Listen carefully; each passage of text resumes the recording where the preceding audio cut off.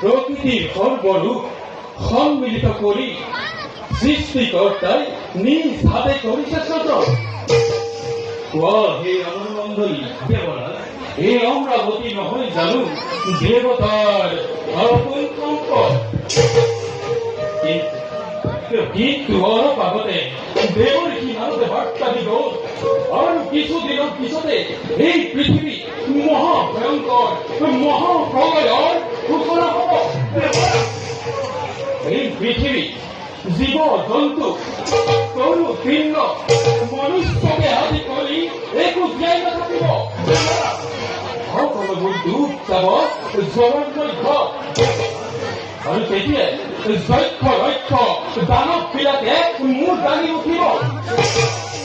এই যক্ষ দানৱজনে আমাৰ স্বৰ্গ ৰাজ্য আক্ৰমণ কৰিব পাৰে। তাত কি উপায় কৰা হ'ব দেৱৰাজ? তেতিয়াহ'লে দেৱতাসকলে মনুষ্য পূজাকৰ পৰা বঞ্চিত হ'ব। দেৱতাসকলক পূজা কোনে? ইয়াত ব্যৱস্থা কি হ'ব? মনুষ্যৰ পৰা পূজা পাতল নোপোৱাটো আমাৰ দুৰ্ভাগ্যৰ কথা।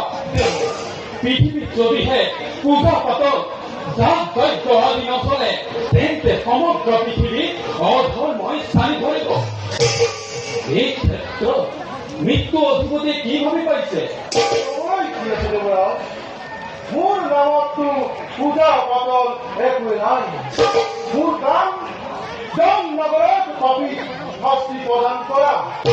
মহাপ্ৰলয়ত সকলোৰে মৃত্যু হোৱাৰ লগে লগে মোৰ নগৰতো মৃত আত্মাবোৰ ভৰি পৰে।